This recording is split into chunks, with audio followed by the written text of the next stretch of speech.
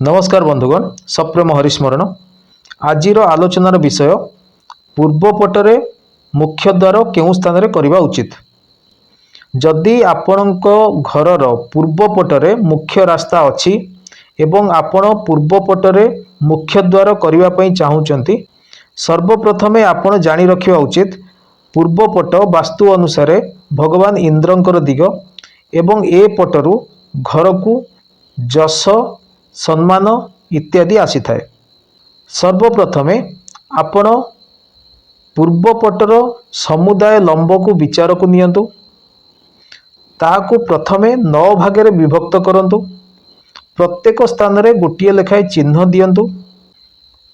तापरे उत्तर पटु 2 भाग छाड़ी तृतीय भाग जेउ स्थान रे पड़िबो से स्थान रे आपण मुख्य द्वार करि परिबे। ए भाग को जयंत भाग बोली कहा जाए। जयंत भागरे जदि आपण मुख्य द्वार करूछंती ताहले आपणक गृह रे जश कीर्ति आयु समृद्धि इत्यादि रो वृद्धि होई थाए। मात्र जयंत भागरे धनर अधिकता ए सबु विषय अपेक्षा अधिका थाए। आपण आउ गोटे स्थान रे मध्य मुख्य द्वार करि परिबे। उत्तर पटु 3 भाग छाड़ी चतुर्थ भाग जो स्थान रे पड़ुची से स्थान रे भी मुख्य द्वार करिहबो। से स्थानर नाम हेउची इंद्र भाग। इंद्र भाग रे जदि आपण मुख्य द्वार करूछंती ताहले आपणकर सम्मानर अधिकता थाए।